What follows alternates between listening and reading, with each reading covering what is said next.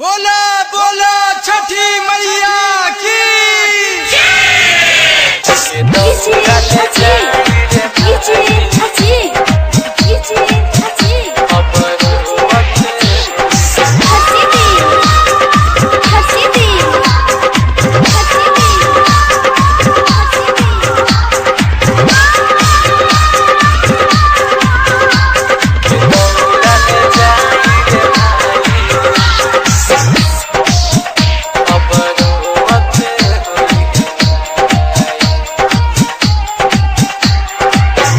छुट्टी नइखे मिलत आसो घरे कैसे जाई।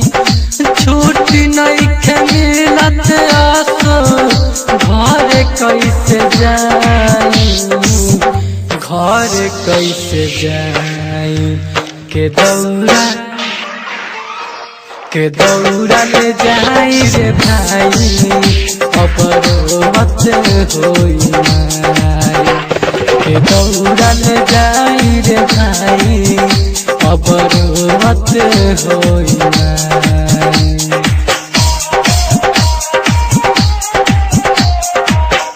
छुट्टी नइखे मिलत आसो घरे कैसे जाई। छुट्टी नइखे मिलत आसो घरे कैसे जाई। घरे कैसे जाई के दौड़ा ले जाई रे भाई अब रोवत होई माई। के दौड़ा ले जाई रे भाई अब रोवत होई माई। के दौड़ा ले जाई रे भाई अब रोवत होई।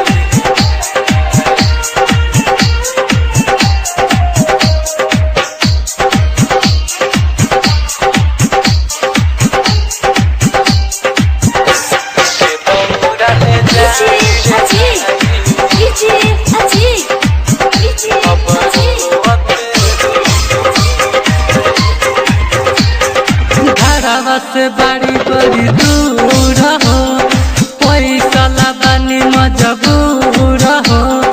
कवन नारियल खिलाई के करा से गेहूं पिसवाई। घरवा से बनी बड़ी दूर हो पैसा लाबानी मजबूर हो। कवन नारियल खिलाई के करा से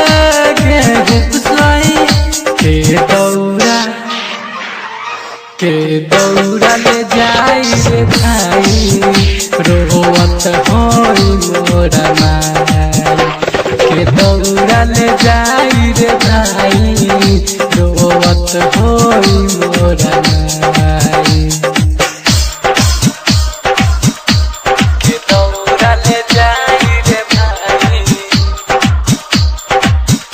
अब रोवत होई माई।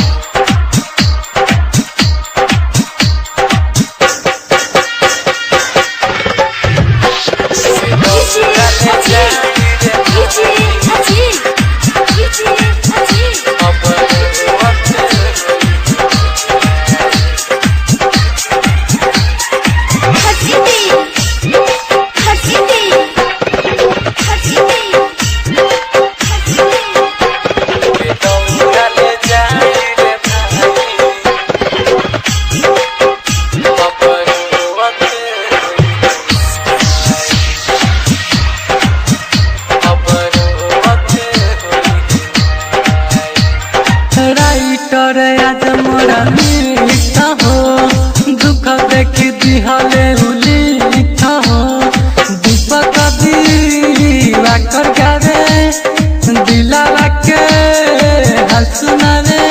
अरे राइटर आज मोरा मीठा हो दुख देख दिहले उलिठा हो।